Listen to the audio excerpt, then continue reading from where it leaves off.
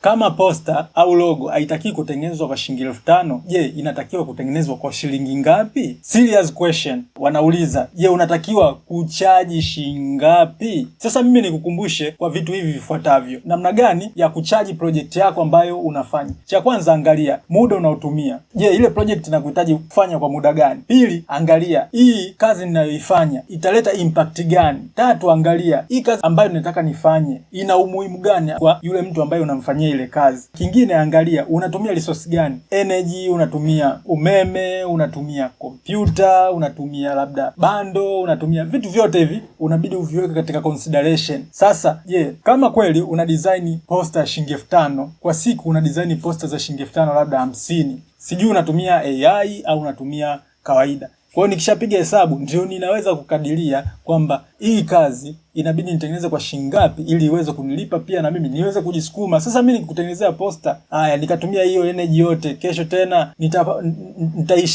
nitaishije kama sitaweza ku maintain hii income ambayo inakuja kwa kazi ambayo ninaifanya. Kwa hiyo ni kitu ambacho sio kwamba ni given kwamba lazima poster moja shilingi 50,000. Hapana, sio lazima. Na unapopanga bei unabidi unaangalia na bei general za kwenye market. Kama kwenye market kutengeneza poster ni shilingi fulani mpaka shilingi fulani, basi unabidi urange kwenye ile eneo, lakini ukishusha sana unakuwa ni hasara kwako, lakini unapata ile hela kwamba mzunguko kwako unaendelea, lakini unakuwa uko pale pale, lakini mwisho wa siku basi uamuzi unakuwa ni wako.